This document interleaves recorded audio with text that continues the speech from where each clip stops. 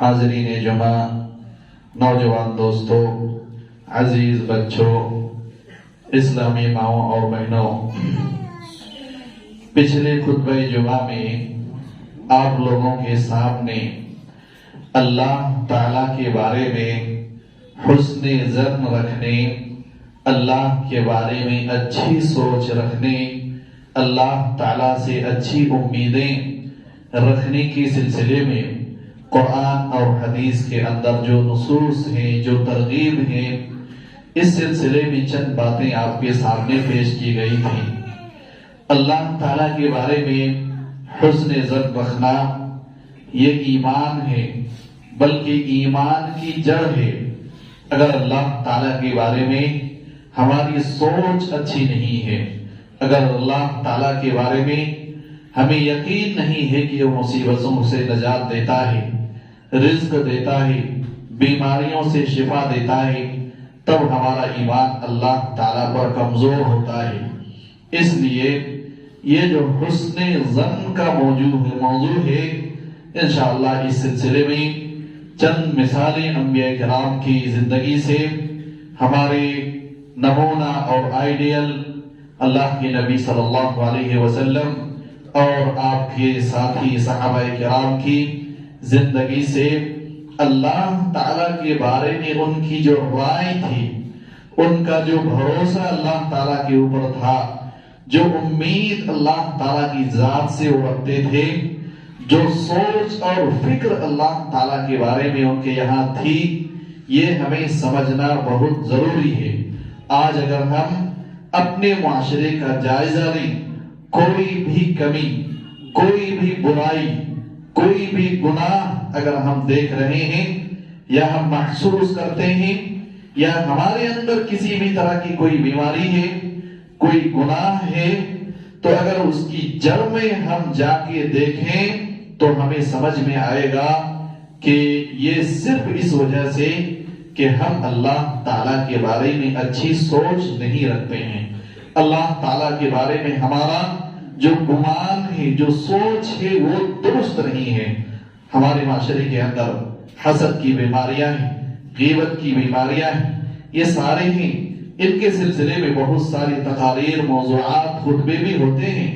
لیکن یہ اس قسم کے جو موضوعات ہیں، حسن ظن، اللہ تعالیٰ کے اوپر ایمان کے فائدے، اس طرح کے موضوعات پہ زیادہ خطبے، تقریریں نہیں ہوتی ہیں۔ اللہ تعالیٰ کے بارے میں سوچ، حسن ظن کے بارے میں عربی زبان میں تو بہت ساری کتابیں اور مستقل کتابیں اور ٹاپکس ملے گی،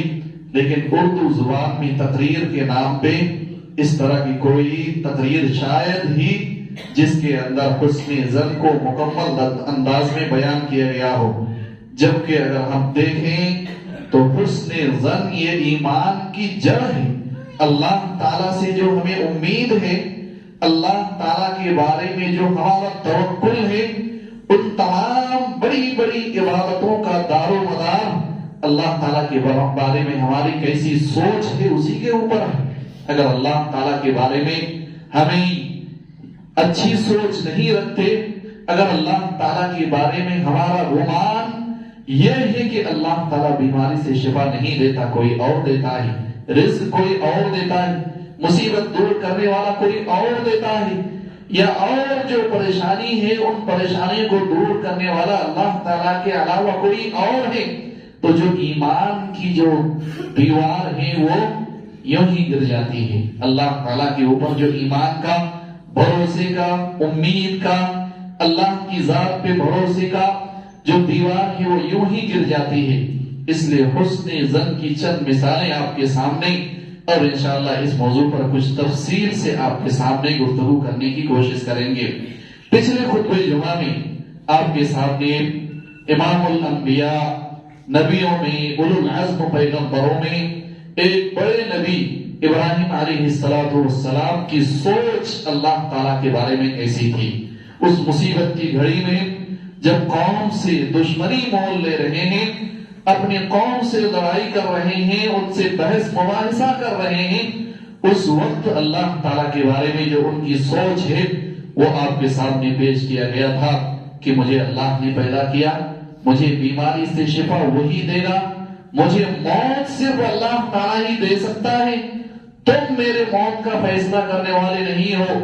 اور یہ بھی کہا کہ میں جب مروں گا تو اللہ تعالیٰ ہی میرے گناہوں کو معاف فرمائے گا۔ یہ حسن ظن اللہ تعالیٰ کے بارے میں، یہ سوچ اللہ تعالیٰ کے بارے میں ابراہیم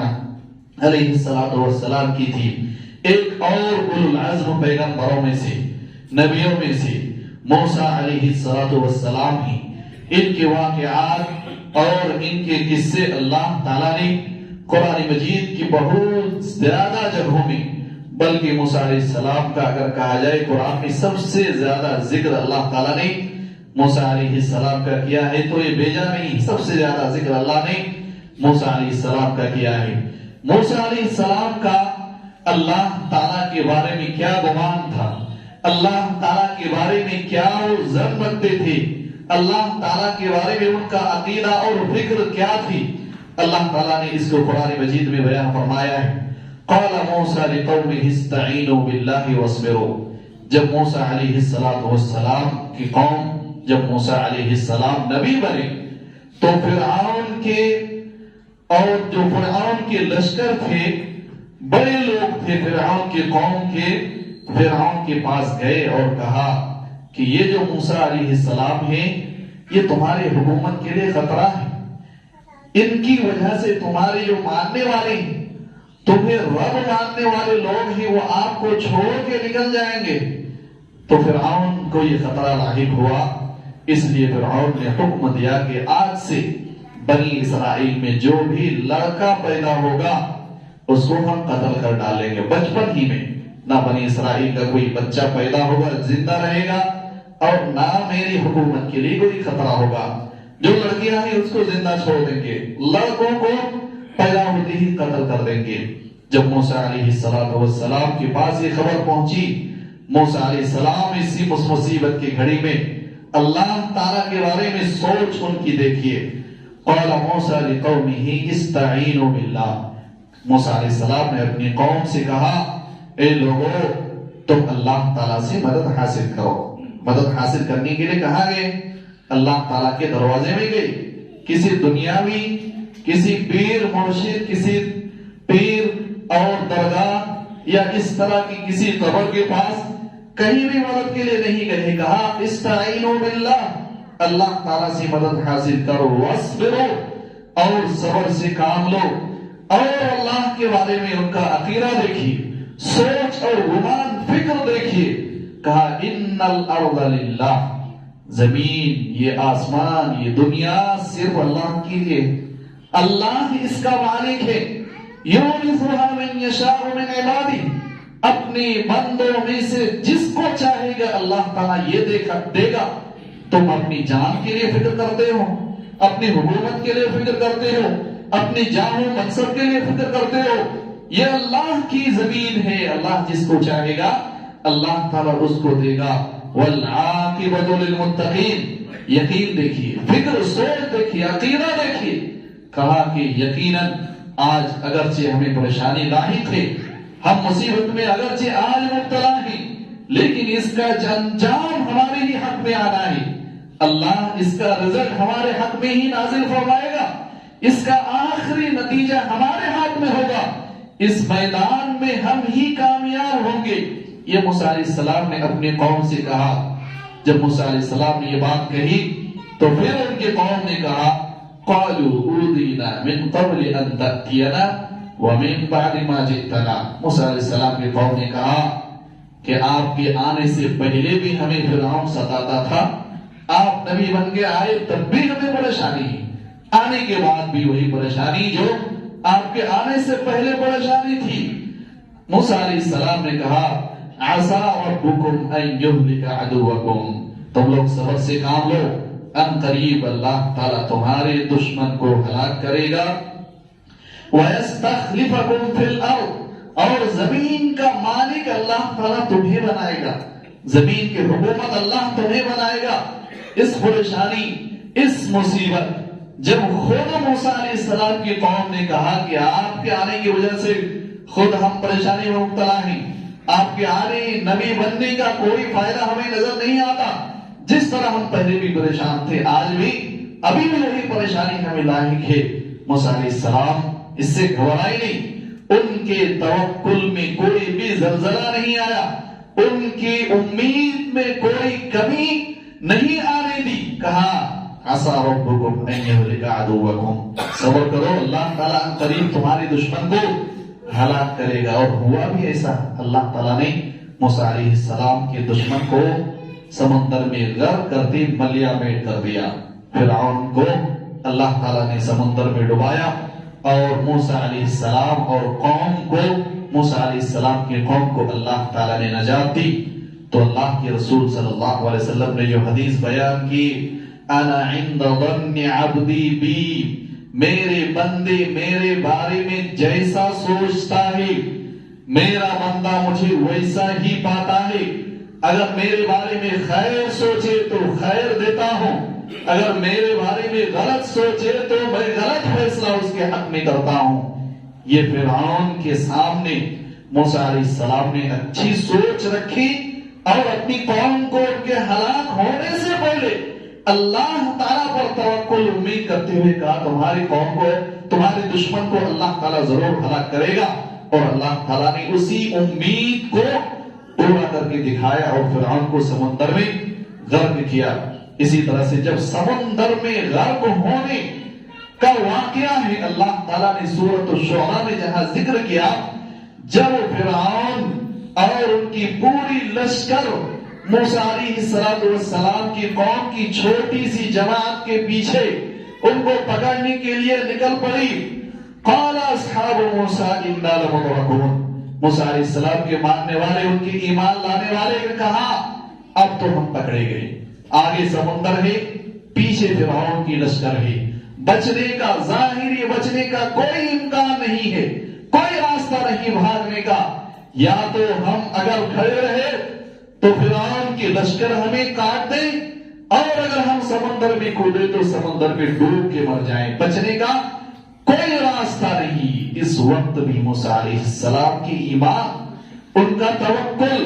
ان کا بھروسہ، اللہ تعالیٰ کے بارے میں ان کا عقیدہ، فکر اور سوچ دیکھیے، کہا کلا، کبھی نہیں، اللہ کبھی ایسا نہیں کرے گا۔ پیچھے وہی لشکر ہے، دشمنوں کے جان، دشمن جان کے دشمن، قتل کرنے والے ہیں، آگے سمندر ہے، کہا قال کلا، موسیٰ علیہ السلام نے کہا ہرگز نہیں، اللہ ہمیں کبھی بھی ہمیں ختم نہیں کرے گا، اللہ ہماری نجات کا کوئی راستہ ضرور نکالے گا۔ ان معی ربی سیہدین، یقیناً اللہ تعالیٰ میرے ساتھ ہے، میری رہنمائی کرے گا، کیسے بچنا ہے، کیسے اللہ تعالیٰ بچائے گا، اس کے ذمہ دار خود اللہ تعالیٰ ہی، تمہیں ڈرنا نہیں ہے۔ موسیٰ علیہ السلام کی یہ امید، یہ سوچ، یہ فکر ہے اللہ تعالیٰ کے بارے میں۔ کیا اس سے بھی کئی دنیا کی کوئی بڑی مصیبت کبھی ہماری زندگی میں آئی؟ پیچھے اتنے دشمنوں کی لشکر ہو، آگے سمندر ہو، راستہ بچنے کا، بھاگنے کا کوئی نہ ہو، کوئی ایسی مصیبت ہم میں سے کسی کی زندگی میں الحمدللہ ابھی تک نہیں آئی۔ اس کے باوجود ہم اپنی مصیبتوں سے نجات کے لیے، اپنی مصیبتوں سے چھٹکارا پانے کے لیے غیروں کے سامنے سجدہ کرتے ہیں، غیروں کے سامنے رکوع کرتے ہیں، غیروں کے لیے قربانیاں کرتے ہیں، غیروں کے لیے نظر و نیاز کرتے ہیں، کسی مزار پر پہنچ جاتے ہیں، کسی مزار کے سامنے سجدہ ریز ہوتے ہیں، وہاں جا کے چادریں چڑھاتے ہیں۔ یہ اللہ تعالیٰ کے بارے میں ہماری سوچ درست نہیں۔ جو موسیٰ علیہ السلام کو جو رب اتنی بڑی مصیبت سے نجات دے سکتا ہے، اس سے چھوٹی چھوٹی مصیبت میں کبھی اگر ہم مبتلا ہو جائیں، اللہ تعالیٰ نجات نہیں دے سکتا۔ اس لیے ہمیں اپنے رب کے اوپر بھروسہ رکھنا چاہیے، اپنی سوچ اللہ تعالیٰ کے بارے میں اچھی رکھنا چاہیے کہ اللہ ضرور ہماری مدد کرے گا، مصیبتوں سے نجات دے گا۔ اسی طرح سے ایک اور نبی، ایک اور پیغمبر،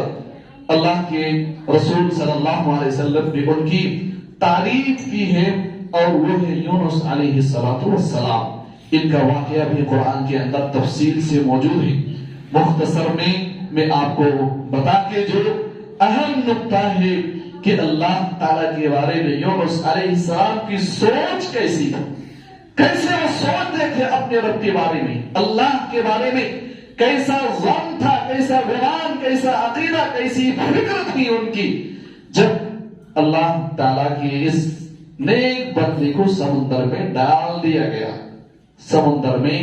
ایک بڑی مچھلی آ کے ان کو نگل گئی، کھا لیا، مچھلی نے کھا لیا۔ ایک سمندر کی گہرائی، ایک مچھلی کے پیٹ میں مصیبت اس سے بڑی اور کوئی نہیں ہو سکتی، اس سے بڑی مصیبت کی کوئی مثال نہیں مل سکتی ہے، لیکن اس مصیبت کے وقت ان کا عقیدہ دیکھیے، کہا لا الہ الا انت سبحانک انی کنت من الظالمین، اللہ تعالیٰ میں ہی گنہگار ہوں، اللہ تعالیٰ میرے اندر ہی کمی ہے، اور اس مصیبت سے اگر کوئی نجات دے سکتا ہے تو صرف تو ہی ہے اللہ تعالیٰ جو مجھے اس مصیبت سے نجات دے سکتا ہے۔ اللہ تعالیٰ نے نجات دی یا نہیں؟ اللہ تعالیٰ نے نجات دی، اللہ تعالیٰ نے اس کا ذکر قرآن میں کیا،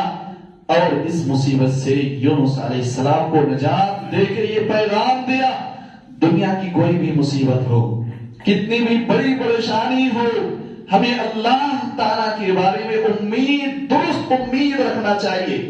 اللہ پہ بھروسہ رکھنا چاہیے، اپنی فکر اور سوچ کو اللہ تعالیٰ کے بارے میں پوزیٹو رکھنا چاہیے، مثبت سوچ اللہ تعالیٰ کے بارے میں ہمیں رکھنا چاہیے۔ اسی لیے اللہ کے رسول صلی اللہ علیہ وسلم نے فرمایا ہم اچھی سوچ رکھیں تو اللہ تعالیٰ ہمیں اچھی سوچ کے حساب سے ہمارے حق میں فیصلہ کرتا ہے۔ آگے آگے تھوڑا سا آ جائیں، پیچھے جگہ کی کمی ہے، آگے جو جگہ خالی ہیں ان کو پور کر لیں۔ تو یہ یونس علیہ السلام کی مثال اللہ تعالیٰ نے قرآن مجید کے اندر ذکر کیا۔ اسی طرح سے امام الانبیاء، نبی آخر الزمان، نبی محمد صلی اللہ علیہ وسلم کی مثال بھی، آپ صلی اللہ علیہ وسلم کی پوری زندگی ہمارے سامنے موجود ہے۔ آپ صلی اللہ علیہ وسلم کی زندگی کا ایک ایک واقعہ ہمیں یہ بتاتا ہے کہ آپ صلی اللہ علیہ وسلم کی سوچ اللہ تعالیٰ کے بارے میں کیسی تھی، آپ اللہ تعالیٰ کے بارے میں کیسے سوچتے تھے، کتنی قوی امید اللہ تعالیٰ سے رکھتے تھے، کتنا پہاڑ جیسا توکل اور بھروسہ اللہ تعالیٰ کے اوپر تھا۔ جب ہجرت کے موقع پہ اللہ کے رسول صلی اللہ علیہ وسلم ابو بکر کے ساتھ نکل گئے تو اللہ تعالیٰ کے یہ نبی اور ابو بکر صدیق رضی اللہ تعالیٰ عنہ کو پکڑنے کے لیے کفار اور مشرکین نے یہ اعلان کرایا، انعام رکھا کہ ان کو جو پکڑ کے لے کے آئے گا ان کے لیے بڑے بڑے انعامات ہیں۔ دشمن سارے نکل گئے، ہر جگہ چھان ماری۔ اللہ کے نبی صلی اللہ علیہ وسلم ابو بکر ایک غار میں چھپے، اور اس غار کے اوپر سے جب دشمن ڈھونڈتے ہوئے وہاں سے گزر رہے تھے، ابو بکر صدیق رضی اللہ تعالی عنہ کے دل میں گھبراہٹ پیدا ہوئی۔ کہا اللہ کے رسول صلی اللہ علیہ وسلم اب ایسا محسوس ہوتا ہے کہ ہمیں گرفتار کر لیا جائے گا۔ اس موقع سے بھی اللہ کے نبی صلی اللہ علیہ وسلم کی سوچ، عقیدہ، فکر دیکھیے، ایمان کی مضبوطی، بھروسہ اللہ تعالیٰ کے اوپر دیکھیے۔ کہا لا تحزن ان اللہ معنا، گھبرانے کی ضرورت نہیں ہے، اللہ ہماری ضرور مدد کرے گا، اللہ تعالیٰ ہمارے ساتھ ہے۔ یہ اس مصیبت کی گھڑی میں اللہ کے نبی صلی اللہ علیہ وسلم کی سوچ جو اللہ تعالیٰ کے بارے میں، اپنے رب کے بارے میں ہے، اللہ کے رسول صلی اللہ علیہ وسلم نے اس کو بیان کیا۔ یہ انبیاء کرام کی چند مثالیں آپ کے سامنے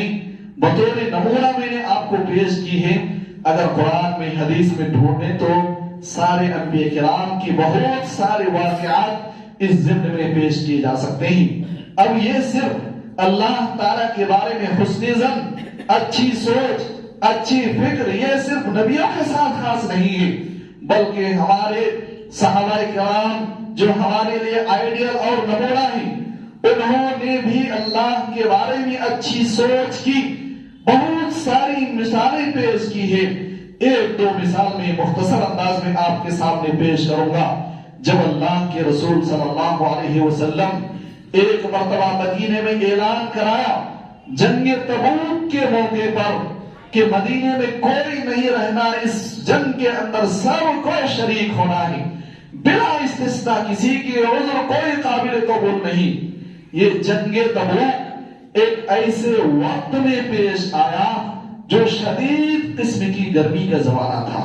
اور صحابہ کرام کی کھیتی باڑیاں سب تیار تھی، فصلیں سب تیار تھی۔ اگر جنگ میں جائیں تو یہ فصلیں، ان کی کھیتیاں برباد ہو جائیں، اور فاصلہ بھی تبوک کا مدینے سے بہت زیادہ دور کا تھا، اور بھی کئی پریشانیاں تھی، لیکن اس پریشانی کے باوجود اسلام کی حفاظت کے لیے اللہ کے رسول صلی اللہ علیہ وسلم نے اعلان کرایا، سب کو جانا۔ اس لیے اس جنگ کو جیش العسرہ کہا جاتا ہے، تنگی کا جنگ، تنگی کے وقت میں پیش آنے والی جنگ جیش العسرہ کے نام سے یہ تاریخ کی کتابوں میں موجود ہے۔ چند صحابہ کرام کو تھوڑا پہلے تعامل ہوا کہ اتنی پریشانیاں، اتنی گرمیاں، ہمارے فصلیں تیار ہیں، ابھی تک تو ساری جنگوں میں ہم شریک ہوتے آئے ہیں، اگر ہم اس جنگ میں نہیں جا کے اپنے گھر میں بیٹھ جائیں تو کوئی حرج کی بات شاید نہیں ہو سکتی۔ اس لیے 3 صحابہ، کعب بن مالک، مرارہ بن ربیع، ہلال ابن امیہ، یہ 3 صحابہ مدینے ہی میں رہ گئے، جنگ میں نہیں گئے۔ یہ پریشانیوں کی وجہ سے فصلیں تیار ہیں، گرمی ہے، فاصلہ بھی دور ہے، سواریوں کی کمی ہے، اس وجہ سے یہ 3 صحابہ کرام اپنے مدینے ہی میں رہ گئے۔ اللہ کے رسول صلی اللہ علیہ وسلم جب واپس آئے اس جنگ سے تو منافقین جا کے جھوٹے بہانے اللہ کے نبی صلی اللہ علیہ وسلم کے سامنے پیش کرنے لگے۔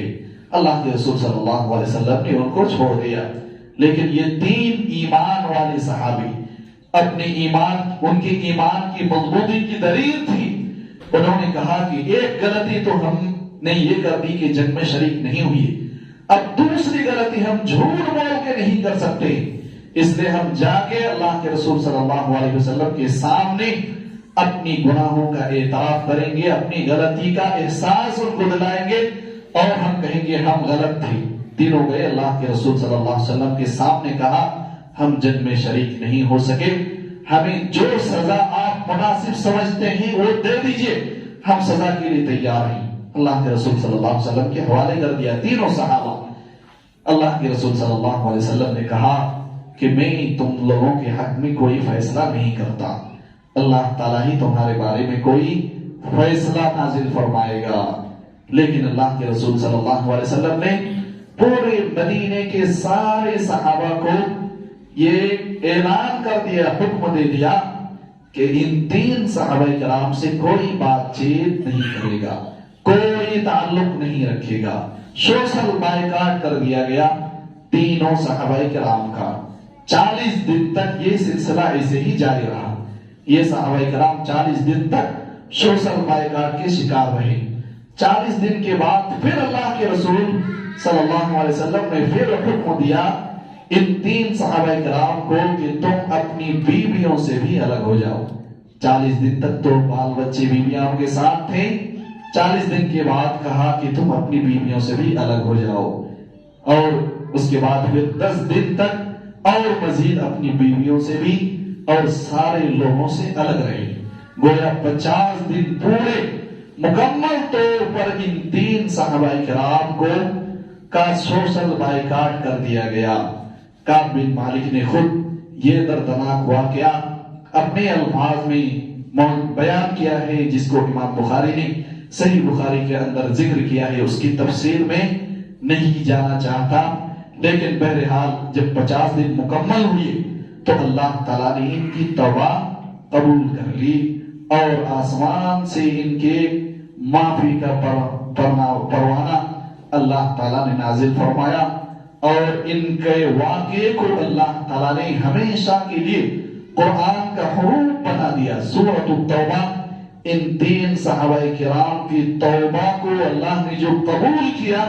اسی کی مناسبت سے سورۃ التوبہ کے نام سے اللہ تعالیٰ نے ایک مکمل سورہ نازل فرمائی، اور یہ اعلان کیا کہ یہ صحابہ کرام نے جو توبہ کی ہے یہ ایک مثال ہے توبہ اور استغفار کی۔ بہرحال اللہ تعالیٰ نے جو ان کی توبہ کا ذکر کیا ہے وہ ہمارے موضوع سے متعلق ہے۔ اللہ تعالیٰ نے فرمایا وعلى الثلاثة الذين خلفوا، اور اللہ تعالیٰ نے ان 3 صحابہ کرام کی توبہ بھی قبول کر لی۔ قرآن میں مختصر انداز میں اس واقعے کو ذکر کیا گیا ہے۔ حتی اذا ضاقت علیہم الارض بما رحبت، جب زمین اپنی کشاد اور اپنی وسعت اور کشادگی کے باوجود ان صحابہ کرام کے اوپر تنگ کر دی گئی، وضاقت علیہم انفسهم، اور خود یہ 3 صحابہ کرام اپنی جانوں سے تنگ آ گئے۔ ان کے اندر جو درد تھا، جو تکلیف تھی، جو پریشانی تھی، اللہ تعالیٰ نے ان کو کہا کہ تنگ کر دی گئی ان کے اوپر زمین، خود یہ 3 لوگ بھی اپنے اوپر تنگ آ گئے تھے کہ ہمیں کون سی سزا دی جا رہی ہے، ہم کس جرم میں مبتلا ہو گئے ہیں۔ اللہ تعالیٰ نے پھر ان کی توبہ قبول کی اور اس کی وجہ بتائی، وَظَنُّوا أَن لَّا مَلْجَأَ مِنَ اللَّهِ إِلَّا إِلَيْهِ۔ جب اس پریشانی میں یہ 3 صحابہ کرام مبتلا تھے تو ان تمام 3 صحابہ نے اللہ کے بارے میں جو گمان رکھا، اللہ تعالیٰ نے اس کا ذکر کیا، کہا وَظَنُّوا أَن لَّا مَلْجَأَ مِنَ اللَّهِ إِلَّا إِلَيْهِ۔ ان 3 صحابہ کرام نے یہ سوچا کہ اللہ تعالیٰ کے علاوہ اس مصیبت سے ہمیں کوئی پریشانی سے ہمیں نجات نہیں دے سکتا۔ اس پریشانی کی حالت میں اللہ تعالیٰ کے بارے میں بھروسہ، اللہ کے اوپر امید، اللہ کے بارے میں سوچ، اور کہا وَظَنُّوا أَن لَّا مَلْجَأَ مِنَ اللَّهِ إِلَّا إِلَيْهِ، اللہ تعالیٰ کو چھوڑ کر ہمیں کوئی اور پناہ نہیں دے سکتا، کہیں بھی اللہ تعالیٰ کے علاوہ ہمیں پناہ نہیں مل سکتی ہے۔ پھر اللہ تعالیٰ نے اس حسن ظن کی وجہ سے، اللہ کے بارے میں اس اچھی سوچ کی وجہ سے، اللہ تعالیٰ نے ان کی توبہ کو قبول کر لی اور ہمیشہ کے لیے ان کی توبہ کو اللہ تعالیٰ نے تمام مسلمانوں کے لیے نمونہ اور آئیڈیل بنا کر پیش کیا۔ تو اللہ کے رسول صلی اللہ علیہ وسلم نے یہ فرمایا، انا عند ظن عبدی بی، میں اپنے بندوں کے بارے میں اسی حساب سے فیصلہ کرتا ہوں جیسے بندے میرے بارے میں سوچ رکھتا ہے۔ اچھی سوچ رکھے تو اچھا ہی دیتا ہوں، غلط سوچ رکھے تو غلط فیصلہ اس کے حق میں کرتا ہوں۔ ان صحابہ کرام نے اللہ کے بارے میں سوچا، اللہ ہی ہمیں نجات دے سکتا ہے، پریشانی سے دور کر سکتا ہے، اس لیے اللہ تعالیٰ نے ان کی توبہ قبول کی اور ہمیشہ کے لیے ان کا نمونہ اللہ تعالیٰ نے قرآن میں ذکر کیا ہے۔ ایک آخری واقعہ بہت مختصر انداز میں صحابہ کرام ہی کی سوچ اور فکر کی۔ اللہ کے رسول صلی اللہ علیہ وسلم اور صحابہ کرام مدینے میں پہنچے تو چھوٹی سی جماعت تھی، لوگ ان کے اوپر دباؤ ڈالتے تھے، ان کے اندر خوف طاری کرنے کی کوشش کرتے، دہشت ڈالنے کی کوشش کرتے تھے۔ جب اللہ کے رسول صحابہ کرام مدینہ پہنچے، کچھ دنوں کے بعد کچھ لوگوں نے بدمعاشی کر کے، کفار مشرکین نے کچھ لوگوں کو بھیجوایا اور ڈرانے دھمکانے کی کوشش کی۔ الذین قال لهم الناس، یاد کرو ان لوگوں کو جن لوگوں سے کچھ لوگوں نے کہا ان الناس قد جمعوا لكم، کہ یہ کفار مشرکین یہود نصارہ سارے جو دشمن ہیں، سارے جو کفار ہیں، سب مل گئے ہیں مسلمانوں تمہارے خلاف جنگ کرنے کے لیے، تمہارے خلاف لڑائی کرنے کے لیے۔ اللہ کے رسول صلی اللہ علیہ وسلم کے صحابہ کرام کو اللہ کے رسول صلی اللہ علیہ وسلم کو ڈرانے دھمکانے کی، ڈر پیدا کرنے کی کوشش کی۔ قد جمعوا لكم فاخشوهم فزادهم ایمانا، اور کہا تم ڈرو، اپنے گھروں میں رہ جاؤ، فزادهم ایمانا۔ اللہ تعالیٰ نے کہا کہ یہ ڈرنے والے لوگ نہیں، یہ دشمنوں سے ڈرنے والے لوگ نہیں، یہ کفار مشرکین کے ڈر سے اپنے گھروں میں اپنے ایمان کا سودا کر کے بیٹھ جانے والے لوگ نہیں ہیں۔ فزادهم ایمانا، ان کی ایمان میں اور اضافہ ہوا، ڈرایا گیا ان کو کفار مشرکین سے اور ان کے ایمان میں اضافہ ہوا۔